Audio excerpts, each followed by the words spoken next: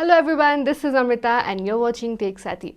In today's video, we are going to review the latest Nord device from OnePlus, the OnePlus Nord 2T.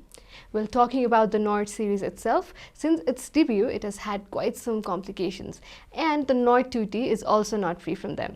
This phone is priced at Rs 64,999 for its 8GB RAM and 128GB storage variant, which is a really good amount of money.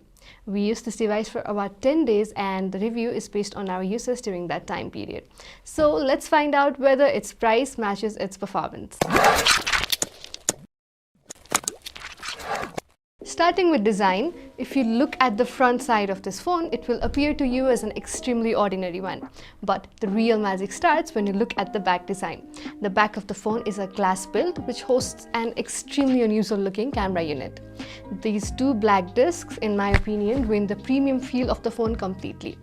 Okay OnePlus, we were not complaining about this punch hole, but what is this? These days, OnePlus has been launching so many new devices every now and then that their design engineers are actually finding it difficult to come up with innovative ideas each time. Well, jokes apart, this camera unit is extremely unusual, but this color is really pretty. It also has metal framing on its sideways, which complements the color really well. Apart from that, the design is quite good. The phone also has a physical alert slider similar to that of iPhones.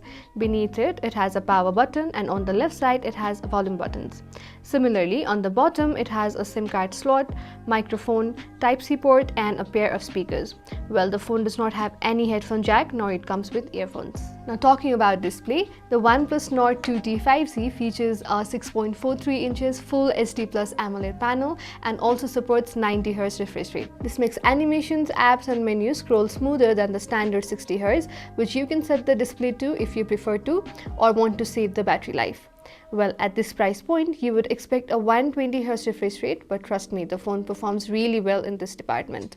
The panel gets plenty bright and text look clear and sharp, even through the plastic screen protector that comes pre-applied. And another thing I really liked was its auto brightness. It was so accurate that I barely had to readjust. Moving on to performance, if you did not know, this phone is the first one to use MediaTek's Dimensity 1300 processor, and I am not sure if that is something to worry about because the phone showed completely different performance while gaming and while using other applications. Firstly, talking about gaming, the phone was really responsive while playing high-intensity games. It did not even lag once, but for long-term gaming sessions, I think its battery was sort of a culprit as it drained super fast. Similarly, for daily use, its performance is really fast. Multitasking was easy, there were no app crashes, and there was no heating problem as well. I could easily switch between applications, and honestly, the phone was very fast in this matter. This phone we used is in its 8GB RAM and 12GB storage variant, and I am amazed with its performance. Well, I could only imagine how good the 12GB variant is. Also not to miss, the inbuilt fingerprint sensor is super accurate and so is its face lock. Both of these features are swift. Now let's talk about the most awaited thing, the camera. Well, this phone has 4 different cameras, but in my opinion, only 2 of them are actually useful. The main camera and the selfie camera. The 32MP selfie camera is capable of taking crisp and bright photos, and it all makes sense because it has the same sensor as the OnePlus 10 Pro. Likewise, the 50MP main camera takes amazing pictures in broad daylight with decent sharpness. In some cases, you might feel that the saturation is a little high though. OnePlus also claimed that it has made improvements to the nighttime photography, and I think it has actually done so. The nighttime photos looked even better. The phone does not have telephoto lenses, but the 50MP sensor can zoom up to 10 times. On the contrary, the 8MP ultrawide lens is just fine and there's nothing much special.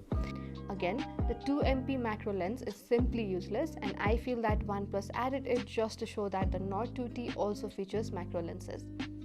As for video, I found that the stability is quite good in this phone. The Nord 2T can record 4K at 30fps and sadly not 60fps. However, the phone has included some fun features for video like filters and also portrait bokeh. The video shot from the front camera looked clear and noise-free, but I found that the video shot from the main camera can sometimes feel really grainy. Moving on to battery and charging, this phone packs a 4400 mAh battery along with a 80-watt fast charging support. For me, the best part of this phone is definitely its battery. I mean, how cool is it that this phone can charge itself from 0 to 100% in less than an hour? If you ever have to get out of the house, and even if your phone is dead, you will have a perfectly working phone in less than 10 minutes. Like, I am so impressed. But you need to keep in mind that in order to achieve this, you will have to use the 80-watt adapter that comes with this phone. Any other fast charger will not be able to keep up with the speed. Now let's talk about the battery life. Well, this is another department where the phone impressed me heavily. The phone has an amazing battery life and it could last me for about 10 hours under heavy uses. As mentioned earlier, the battery has some issues during high-intensive gaming and it went from 100 to 50% in just 1 hour while we played Free Fire. I am still in awe regarding why that happened, but except for gaming, the battery gives a really good backup. Under medium uses like phone calls, messaging and switching between social media, I found that the phone lasted me for 2 days. During the medium uses, I occasionally used the system apps such as Camera and Google Assistant, and yet it lasted for 2 whole days. This made me super happy. If you are tired of carrying a phone that drains its battery super fast and also has a slow charging problem, then this phone will make you equally happy. Talking about software and UI, well, if you did not know, OnePlus and Oppo have the same parent company, and this time they have merged the OxygenOS and ColorOS together. This phone ships OxygenOS 12.1 based on Android 11, and it looks more Oppo than ever.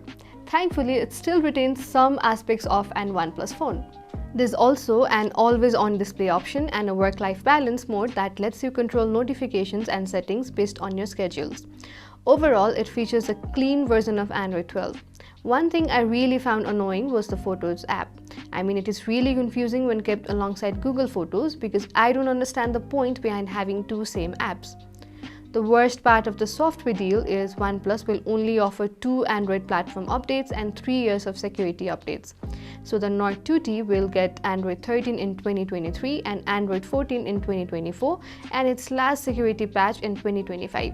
I think for a phone as expensive as this, that would not be the best thing. Lastly, like I always say, every phone has its own set of pros and cons. Talking about this one, it is a sleek 5C phone with superb main camera, super fast charging, great battery backup and great performance. It has its own set of shortcomings like the software, only 90Hz refresh rate and also not so useful secondary cameras. But Xiaomi, Realme and even Vivo phones will not give you as premium feel as this one. Having said that, I think if it was priced somewhere around 50,000 Nepali rupees, it would be really optimal for the value it provides. However, I think these days OnePlus phones are not as magical as they used to be in the past. So if you are thinking of buying this phone only for the brand name, then you must think twice. Alright guys, that's it for today's video. If you like this video, do not forget to give us a thumbs up and subscribe to Techsathi. Before leaving, do not forget to hit on the bell button. Bye bye, see you in the next video.